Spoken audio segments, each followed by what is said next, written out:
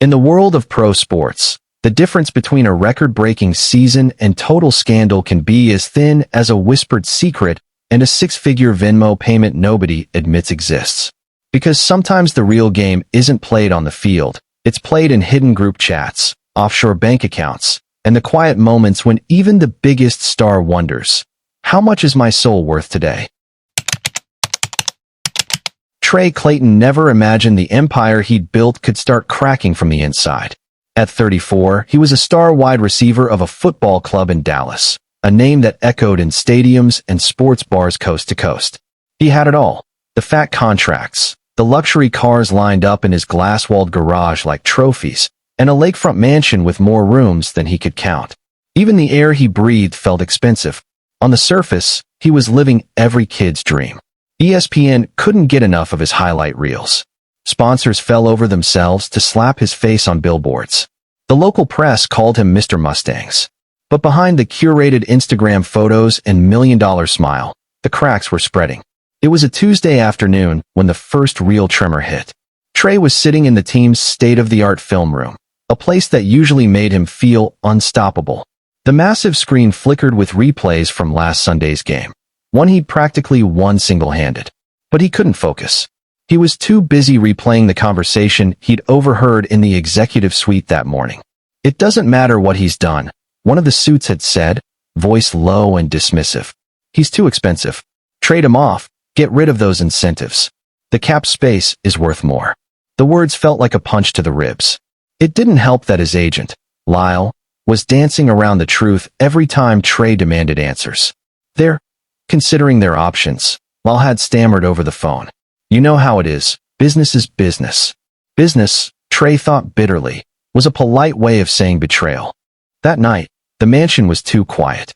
He poured himself a glass of scotch, so old it probably belonged in a museum, and drifted through the endless hallways, the silence following him like a curse. The weight room, the indoor pool, the trophy wall, none of it meant anything anymore. He ended up in his home office, a minimalist space overlooking the dark water of the lake. He sank into the leather chair, the ice in his glass clinking like a ticking clock. The glow from his monitors illuminated a string of bank statements. Numbers he'd worked his whole life for. Numbers that now felt like a lifeline he was about to lose. Rumors were swirling that he'd be traded to a team in Houston. A team so deep in rebuilding mode they hadn't seen the playoffs in nearly a decade. The thought of being shipped off like a defective product made his jaw clench. A notification pinged on his phone. Another headline: "Stars' future in doubt amid contract disputes." He scrolled through the article. The anonymous sources. The speculation. He knew exactly who those sources were. The same executives who slapped his back after every touchdown. The same men who toasted his records in luxury suites. Family. That was the word they used when it suited them. When the cameras were rolling. When they needed his smile to keep ticket sales up. He took a long swallow of scotch, the burn in his throat a welcome distraction. "If they're going to screw me over," he whispered to the empty room, "I'll take them down with me." The words hung in the air, heavier than any weight he'd lifted. Outside the tall windows, thunder rolled across the water, shaking the glass. A storm was coming. He could feel it in his bones. And for the first time since he had pulled on their jersey, Trey Clayton felt ready to embrace it. The steakhouse was one of those places with dim lighting and thick carpets that hushed your footsteps. The kind of place where powerful men gathered to shake hands over $400 bottles of Bordeaux and pretend loyalty was forever. Trey Clayton sat at the far end of the long mahogany table, pretending to laugh along as the front office toasted another unforgettable season. He swirled his glass of Cabernet, watching the reflection of a man who barely recognized himself anymore. The owner, Brad Whitaker, a polished, silver-haired shark in a tailored Navy suit, was holding court at the center. Beside him sat Jerry Koenig, the general manager, whose smile never reached his eyes. Trey was trying to ignore them, trying to focus on the butter-soft fillet in front of him, when he caught a fragment of conversation that sliced through the hum of voices like a blade. "Cutting Clayton clears what? $18 million off the books," Whitaker said, his voice low but dripping with amusement. Koenig chuckled. "Hell, that's money we can actually use. He's past 30. Let some other fool overpay for nostalgia. It's all business." Whitaker sighed. In that tone executives reserved for justifying betrayal. He should have seen it coming. Trey felt the heat rising up his neck. He forced himself not to react, but his pulse was thudding in his ears. Past 30. A liability. Disposable. Every cheer from the fans, every busted rib, every yard he'd fought for. It all meant nothing when it came time to balance the books. He set his glass down before he crushed the stem in his hand. Slowly, he slid his chair back, excusing himself under his breath. No one noticed. No one cared. In the corridor outside the private dining room, he braced both hands on the cool marble wall and sucked in a shaky breath. Humiliation tasted bitter on his tongue. His phone buzzed in his pocket, a vibration that felt almost merciful, something to pull him out of the freefall. He pulled it out and stared at the screen. Dante College. It had been years since he'd seen that name. Dante Reed, once the fastest slot receiver in the Big Ten, now a ghost with a criminal reputation. Trey hesitated before tapping open the message. You want to get even? There's a way. He stared at the words, the sounds of the dinner echoing behind him like a bad dream. He typed back. What are you talking about? 3 dots pulsed, then a new message appeared. Call me. Too big for text. He stepped into the men's room, locked the door, and dialed. Dante picked up on the first ring, his voice as smooth and dangerous as he remembered. Clayton. Still Mr. Golden Boy? Trey swallowed. What the hell do you want? Not what I want, Dante corrected. What you want? Payback. And a payday big enough to make those guys wish they'd never crossed you. There was a beat of silence, thick with everything unsaid. You're out of your mind, Trey said finally, though he didn't hang up. Listen, Dante continued, calm and methodical. The books are rigged, Trey. You know it. They screw players every year, and they walk away rich while you get traded like cattle. You have something they don't access. He outlined the plan with the same casual precision he'd once used to call plays in the huddle. Leak insider injury reports to the syndicate. Subtly manipulate your own performance. Just a couple of dropped passes or a phantom pulled hamstring. The syndicate would place massive bets. The profits would be split down the middle. Trey's stomach churned. He closed his eyes, picturing the headlines. The ruined legacy. The shame. But another image surfaced, uninvited. Whitaker's smirk over the decanter of Bordeaux. Koenig's dry laughter. The knowledge that no matter what he'd sacrificed, he was just another asset to be liquidated. Dante's voice softened. How much did they promise you in bonuses? How much are they about to steal? Trey didn't answer. Look, Dante said, I'm not asking you to blow games. Just tilt the scales. You think they care about you? You think they'd hesitate for 1 second to dump you the second it made sense on paper? Trey opened his eyes, staring into his reflection in the polished chrome faucet. His face looked older than he remembered, lined with exhaustion and something darker. Am I really about to sell out everything I worked for? His thumb hovered over the red end call button. Then he thought about that team dinner, the way Whitaker hadn't even looked at him when he planned his exile. One look at his dwindling accounts, the final digits dipping lower every month. One thought of those executives laughing over their stakes. And that was it. Tell me exactly how this works, Trey said quietly. This was the moment he stopped being an athlete and started being a criminal. Maybe not. It all started quietly. A minor tip. One line of text sent to a secure, encrypted app Dante had installed on Trey Clayton's newly secured phone. Left tackle rolled his ankle in practice. MRI scheduled. Game status, questionable. Nothing dramatic. Nothing that would light up the headlines. But to the right people, with the right money, it was gold. Within hours, the syndicate had placed $500,000 in bets on the opposing team's defensive line to dominate the spread. And when Sunday came, the prediction hit like clockwork. The Mustangs' offensive line struggled, their QB was sacked 4 times, and they lost by a touchdown. Just like Dante said they would. 3 days later, Trey found a plain manila envelope tucked behind a loose brick in the alley behind a downtown dry cleaner. Inside, $50,000 in fresh, untraceable bills. No words. No names. Just cash. No one suspected a thing. That small win became a gate flung wide open. Trey told himself it was just a one-time deal. A bonus the league had robbed him of, restored in secret. But then came the second game. And the third. He started dropping passes, clean ones, textbook throws. The kind he'd caught 1,000 times in his sleep. He'd let the ball slip through his fingers, shake his head, curse the QB, and jog back to the line like nothing happened. Then he looped in two teammates, guys he trusted, or at least believed he could control. A safety who agreed to blow a key coverage. A running back who fumbled at just the right time. They lost 3 straight games. To the world, the Mustangs were just hitting a rough patch. Sports analysts blamed poor coaching and locker room tension. The betting world, though, was raking in millions. Trey's cut? $500,000, wired in fragments to offshore accounts with fake names and deep encryption. He bought a Bentley Continental GT 2 days later. Matte black, custom red leather interior. Pulled up to practice like a king. But inside, he felt like a fraud. The nightmares started soon after. He'd wake up in a sweat, imagining the FBI battering down his door, hearing the cold clink of handcuffs, seeing his mother's face as she watched the news. He kept telling himself he had control, that no one would ever link it to him. But paranoia crept in like smoke under the door. He started using burner phones, rotating every 3 days. Messages were reduced to coded phrases, times, and signals. No more calls. No more names. Still, the walls felt like they were inching closer. One day after practice, Coach Simmons pulled Trey aside. Voice low, eyes wary. There's talk going around, he said. League sniffing something.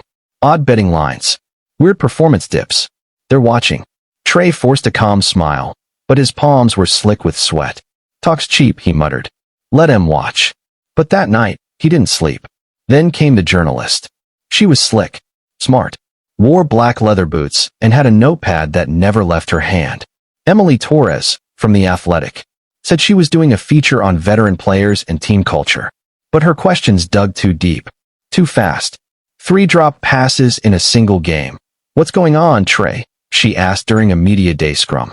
He laughed it off, called it a fluke, and flashed his sponsor smile. But Emily didn't buy it. He saw it in her eyes. The emotional whiplash was real. One day, he was on top of the world, high off money, adrenaline, and the thrill of playing the league like a piano. The next, he was downing whiskey at 3 a.m., pacing his kitchen in a silk robe, watching security cameras from his phone. He started pulling away from friends, cut off family, isolated himself in that mansion with only his fear and the glow of silent TVs for company. Then the final warning shot came. After practice, one of the teammates he'd paid off, Jalen Monroe, the safety, cornered him in the locker room. You really think this is a one-man show? Jalen whispered, eyes sharp. You cut me out again, I will go public. Don't test me, Clayton. Trey stared at him, heart pounding, unsure if the threat was real or panic-induced hallucination. But deep down he knew. The game was slipping from his hands. He wasn't in control anymore. And the chaos he'd unleashed was only getting started. The morning of the final game felt like the last calm breath before an avalanche. Trey Clayton woke up before dawn in his penthouse, the sky outside a cold wash of slate blue. He showered, dressed, and stood in front of the floor-to-ceiling windows, trying to steady the tremor in his hands. $10 million. That was the figure Dante had whispered over the phone 2 nights ago. A payout big enough to burn every bridge, erase every humiliation, and start over somewhere no one knew his name. But only if he could pull off the ultimate fix. He checked the burner phone on the marble counter. The final instructions blinked on the screen. Kickoff. First quarter. Fake the injury. Leave the rest to us. A text from Jalen Monroe came through right after. No greeting. No threats. Just one sentence. Don't forget who gave you that tip money. Trey deleted the message and slipped the phone into the pocket of his duffel bag. He'd crossed so many lines by now, he wasn't sure any of them mattered anymore. By noon, AT&T Stadium was a cathedral of noise. 70,000 fans packed the seats, the roar rising in waves as the Mustangs took the field. This was supposed to be a celebration, last game of the season, playoff berth on the line. But to Trey, it felt like standing on the gallows. He jogged through warm-ups, helmet tucked under his arm, heart hammering so hard it blurred his vision. Teammates slapped his shoulder pads, clueless. You ready to lock this down, T? The quarterback yelled over the crowd. Trey managed a nod. Yeah, let's get it. Inside, he was counting down the seconds. The opening kickoff flew through the air. Adrenaline surged in his veins. First offensive series, 3 plays, no catches. Second series, a deep route down the sideline. The ball spiraled toward him, perfect and clean. And that was when he felt the phantom pain. Trey reached for the pass, then jerked up short, clutching the back of his thigh. He dropped to one knee, face twisted in manufactured agony. The stadium gasped. Trainers sprinted onto the field. Hamstring, he grunted through clenched teeth. Popped. They helped him limp to the sidelines, ice wrapped tight around a leg that didn't hurt at all. From the bench, he watched chaos ripple across the scoreboard. Sportsbooks across Vegas froze their lines.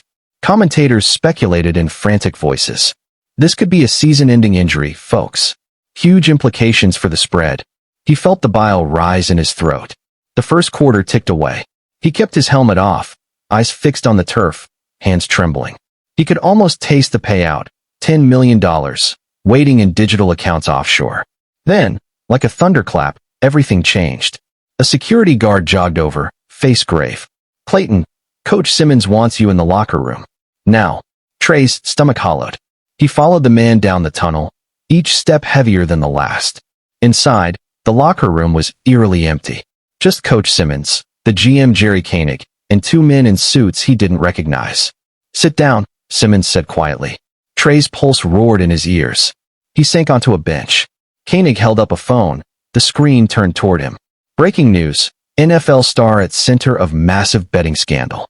His own face stared back at him under the headline.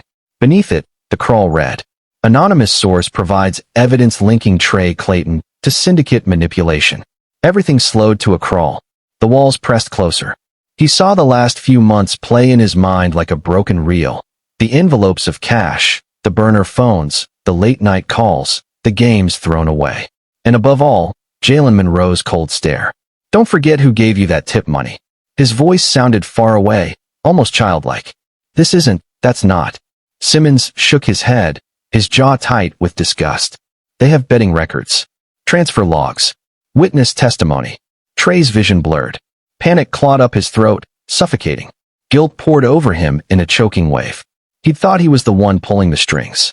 But he'd been outplayed, outsmarted. And in that moment, sitting under the stadium lights, his career in pieces, Trey Clayton finally understood the truth. This was never about the money. This was about how far he would fall when everything he'd built came crashing down. The suspension came before sunrise. Trey Clayton was still in the team hotel when the official email hit his phone, a bland, corporate paragraph that shattered his life in a single sentence. Effective immediately, you are suspended indefinitely, pending further investigation. No phone call. No face-to-face meeting. Just a cold declaration that he was no longer welcome in the league he'd given everything to. He sat on the edge of the bed, the room still dark except for the soft glow of the television. His duffel bag lay open on the floor, the Mustang's jersey crumpled inside. For a long moment, he just stared at it, unable to move. By the time the sun rose, the news had spread like wildfire. At 8:14 a.m., the FBI arrived at his front door. 6 agents in Navy windbreakers swept through his penthouse like a storm, barking orders, flipping open laptops, rifling through drawers. The neighbors watched from their balconies, phones raised, recording every second. Trey stood in the foyer in bare feet, a hood pulled over his head, as if that would somehow shield him from the spectacle. "Mr. Clayton," one of the agents said, "we have a warrant to seize all electronic devices and financial records." He nodded mutely, throat too tight to answer. Within an hour, every hard drive, tablet, and burner phone was packed into evidence boxes. His financial accounts were frozen, the balances locked behind a wall of government red tape. When the agents left, the place felt hollow, like all the air had been sucked out of it. The syndicate was the next to vanish. Calls went straight to voicemail. Messages disappeared unread. Dante's number, the one that had once buzzed with instructions, was suddenly disconnected. No more protection, no more promises, just silence. Public humiliation came swift and merciless. By noon, ESPN was running a ticker with his name in all caps. Trey Clayton linked to betting scandal. FBI investigation underway. CNN picked it up an hour later. TMZ followed, plastering his mugshot next to grainy photos of his mansion and luxury cars. His mother called, her voice shaking. "Trey, what is happening?" "Reporters are outside the house. They're saying." He couldn't bear to hear the rest. He hung up and turned off his phone. By the second day, sponsors were issuing statements. "We are terminating all partnerships with Trey Clayton effective immediately." Lawsuits followed. Breach of contract claims stacked like dominoes. The football club issued a press release disavowing any knowledge of his activities. Fans he'd once inspired lined up online to shred his reputation, calling him a disgrace, a cheater, a coward. He tried to stay ahead of the collapse, but it was like shoveling sand in a hurricane. The Bentley was the first casualty. He sold it to a dealership in Fort Worth, barely covering the initial retainer for his legal team. Next went the penthouse. The day the eviction notice was taped to his door, he packed the last of his clothes into trash bags. As he walked out for the final time, he glanced back at the living room, once filled with friends, laughter, champagne. Now just empty square footage echoing with regret. He ended up in a motel off Interstate 35. The sign outside blinked, vacancy, in flickering red neon. The carpets smelled of mildew. The walls were so thin he could hear the man next door yelling at someone over speakerphone. He didn't care. He dropped onto the sagging mattress, switched on the TV, and watched his career die in real time. Every network was running the same footage. Trey Clayton sprinting into the end zone, grinning under stadium lights, soaking in the roar of the crowd. Then the cut to his mugshot. Then the headlines about federal charges and lifetime bans. That night, he sat in the dark with the curtains drawn tight, a half-empty bottle of whiskey balanced on his knee. For the first time in years, there was no plan. No next move.